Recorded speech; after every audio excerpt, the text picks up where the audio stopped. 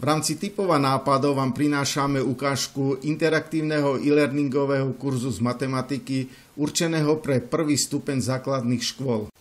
Žiakovi sa na obrazovke zobrazí úloha, koľko je napríklad 4x6. Na klávesnici naťúka výsledok napríklad 14 a stlačí klávesu Skontroluj. Zvukový signál a obrázok mu oznamuje, že výsledok zadal nesprávny a správny výsledok je 24. Stlačenie na tlačítko Pokračuj sa vráti k ďalšej úlohe. 7x5 je 35. Skontroluj.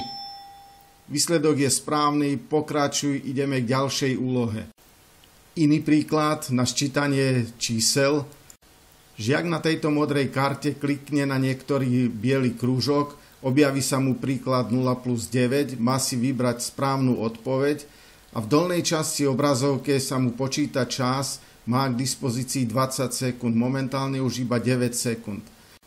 Ak do 20 sekúnd nevyrieši úlohu, program ho preruší a oznámi mu, že mu prešiel čas.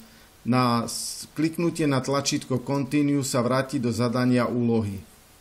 Viac informácií, ako aj pomoc a podporu ohľadom tvorby a využívania interaktívneho e-learningu nájdete na stránke myšlienkovemapy.com.